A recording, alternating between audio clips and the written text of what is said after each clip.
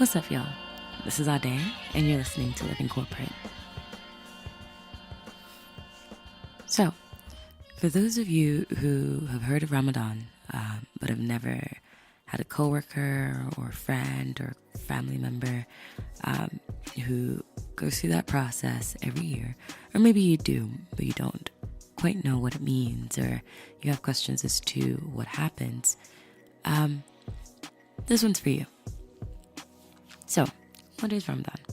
Ramadan is fundamentally two things. One, it is a period that varies from year to year because the Islamic calendar is a lunar calendar that Muslims go through in order to fulfill a tenet of the faith.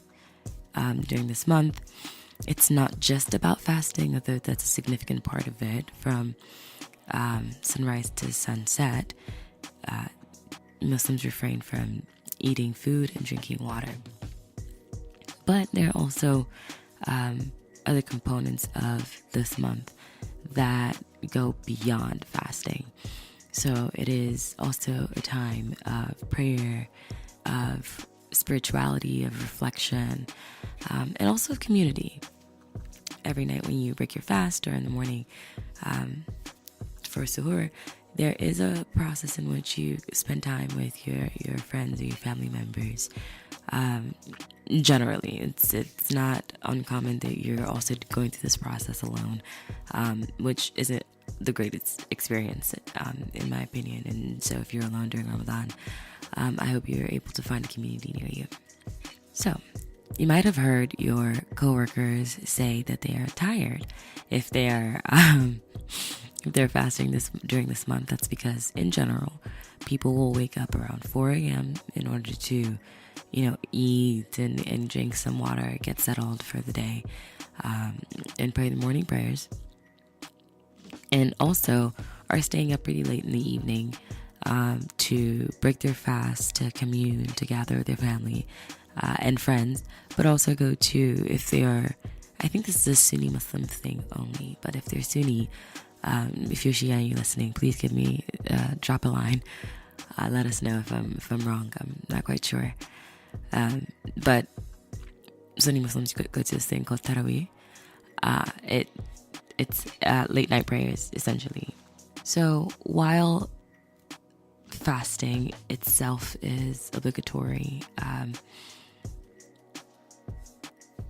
you don't necessarily have to fast to also observe Ramadan. There are people who can't fast, who are either sick or traveling is a big one, or breastfeeding, or for people who have periods, you don't fast during your period. But there are also other components of the month that are special. So you, like I said before, you get to experience these late night prayers. You are also supposed to be, it's this internal, it's time of reflection where you're supposed to be experiencing humility, and you're supposed to be a little bit extra, an extra sprinkle of patience. I mean, imagine that you're going 16, 17, 18 hours without eating or drinking water, which is actually a bigger deal than you might realize. But you're going through all of these things, and you're also trying to empathize with people who, this Ramadan is their daily life. You're attempting to extend yourself to others, or be more patient, be kind, be more humble. All of these components are an inherent part of Ramadan. You're also supposed to restrain yourself, right? Like you don't get to have a lot of the physical pleasures that you experience. And so how does this, reflect on who you are at work? Well, I know for myself, I'm a pretty caffeine reliant person. So imagine me at work at 9 a.m. meetings when I'm expected to perform at my best, and I don't have, my drug of choice, caffeine. I don't have I haven't had water in a very long time. My head hurts.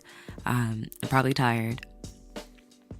So part of Ramadan for people who are in corporate America and corporate spaces, and in, just general, is that you're spending a lot of time setting expectations before, during Ramadan. I know that I had a conversation with my team leads and my manager saying, hey, Ramadan's coming up during the month on Fridays. I will not be here. I will be working remotely so that I can, have that extra time to make it to Jumu'ah prayers. Or I will be, a little bit crankier during the month. Not, taking my frustrations out on people, but I'll be a little bit less perky, essentially.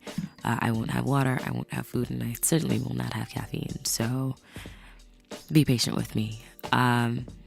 And I also am a little bit more diligent during this month with writing everything down, because part of what fasting does is it affects your concentration, it affects your mental acuity.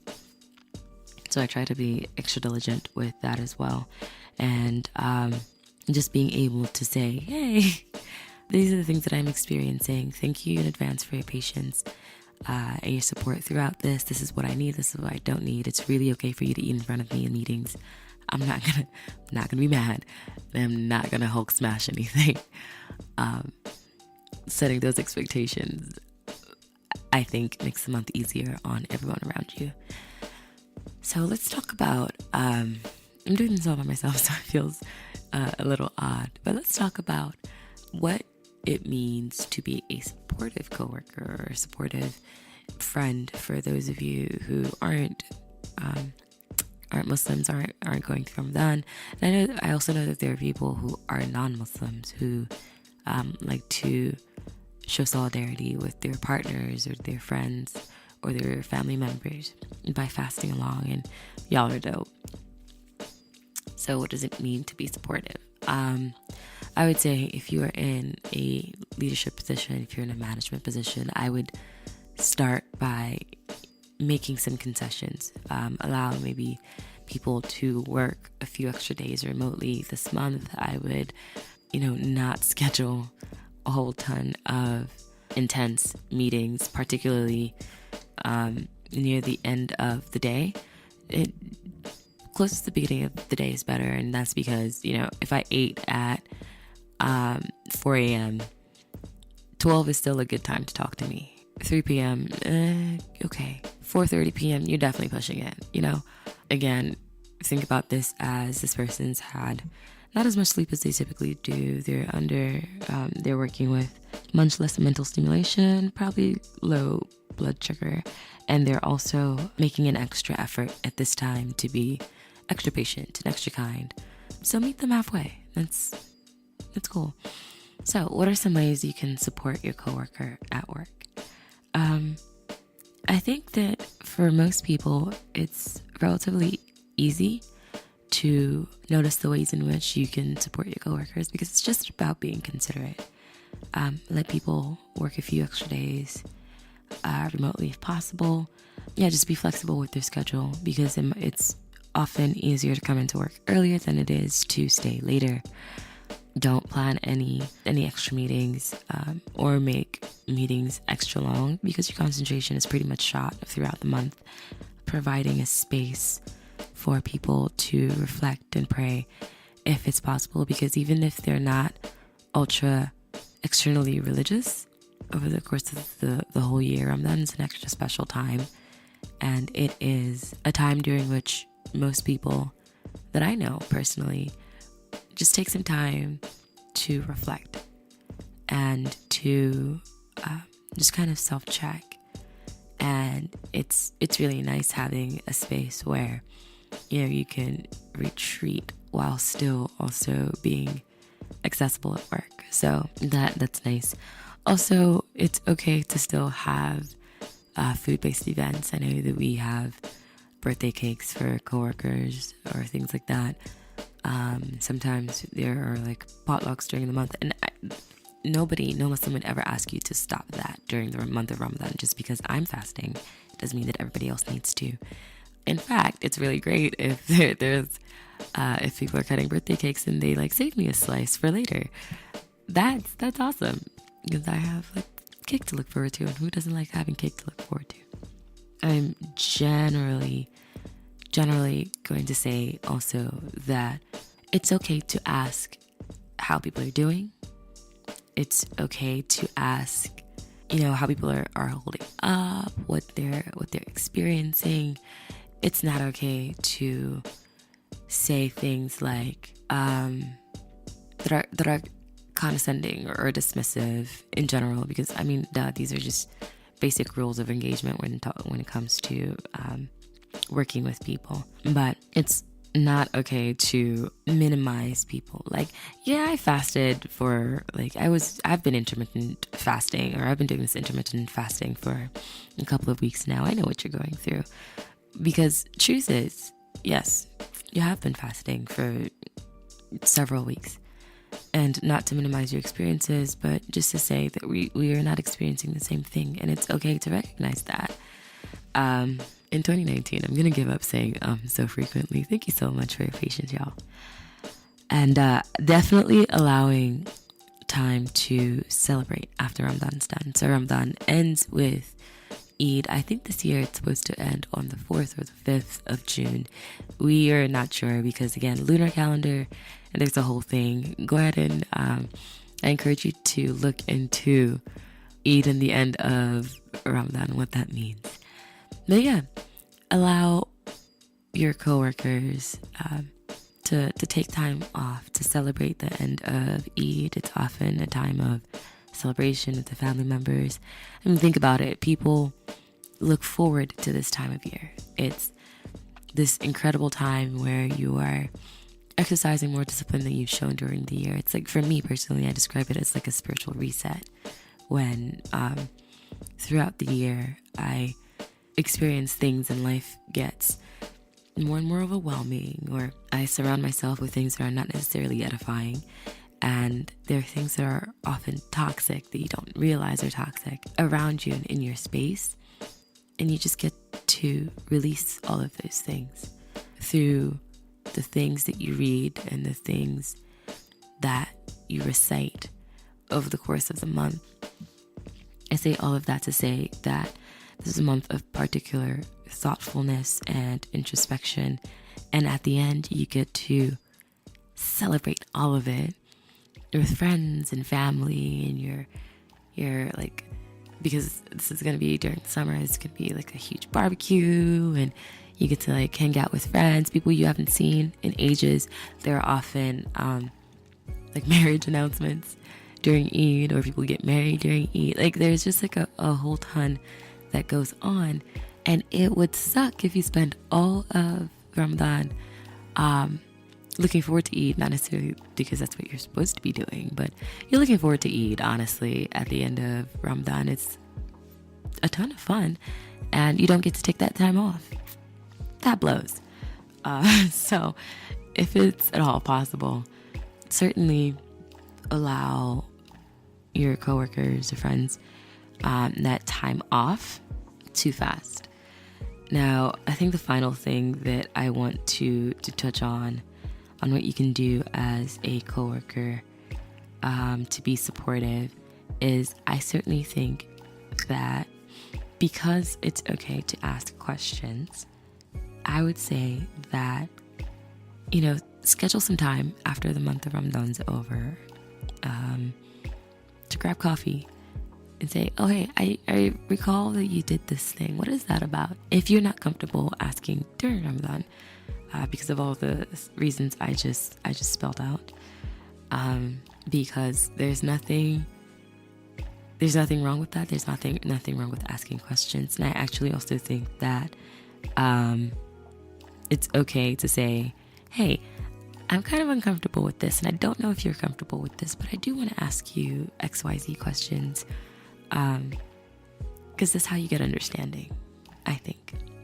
Just to recap what we talked about, allow flexibility with your friends and coworkers. That's not to say that we expect that, you're doing our work during Ramadan, because it's Ramadan and it's so hard.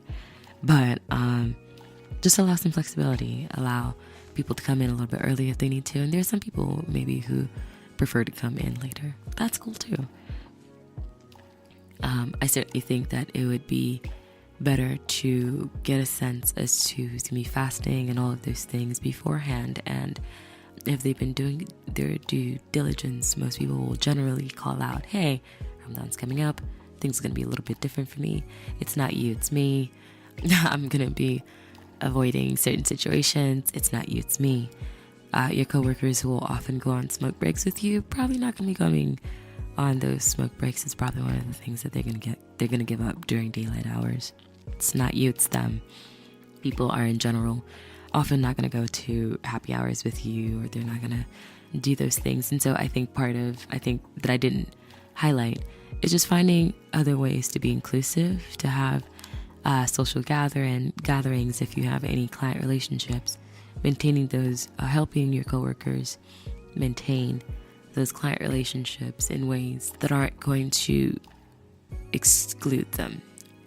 By that I mean, if you have lunch with your clients every third Thursday or whatever, I'm making that up, but if you have lunch with your clients, give your clients a heads up, hey, Ali's not going to be coming, or Ali's going to be here but he's not going to be eating. It's okay, it's not weird, it's just Ramadan. All of these different ways in which you can be allies to your coworkers in that way. And if they do say that they're fasting and they slip up and say something along the lines of, oh, I'm so thirsty, don't offer them water. It's coming from a good place, and I know that it's coming from a good place. But being like, it's okay, you can break your fast 20 minutes early or whatever if it's close to time to breaking fast. It's not actually helpful. And although you're attempting to be helpful, it's not like a truly help. Like, it doesn't help my spiritual growth to say it's okay to bend your will and your dedication to this thing, because I can see you feeling the effects of it. If I didn't know the consequences of my actions, I wouldn't be taking them, if that makes any sense. We also said try to ensure that your meetings are a little bit earlier in the day rather than later. Meetings that are later in the day are painful. I mean, everyone knows that you don't truly want to schedule meetings well into the afternoon in general in corporate America. But it's even worse when, you're running low on blood sugar, you've been probably up for a good long while. It starts to take a toll, and I'm not at my best in those meetings. So I would caution against that as well. And certainly, especially if you have a larger contingent of Muslims on your payroll, when Eid comes around, I would expect to cover. I mean, in the same way that you expect that during Christmas, people are going to be taking time off and spending time with their family, or during Thanksgiving, it's a similar concept in that we want to be with our families and celebrating. And it's just nice to know that we don't have to like steel our spines to negotiate time off work for this. And it's, Eid is a big deal. It's not just a 1-day thing. It's like a 2, 3, 4-day thing. Okay, but it's actually 1 to 3 days, whatever. But I wish it were like a 7-day festival of fun and festivities. I say all of that to say that your friends and coworkers are really going to need that time off. So if you need to like swap schedules, if you need to plan a little bit ahead of time, if you need to create some succession plans and ensure that there are overlapping responsibility, people are taking care of those overlapping responsibilities, I would take care of that as well. And also, this is just a really good time to approach your coworkers with some empathy, because people may not necessarily disclose fully what their experiences are.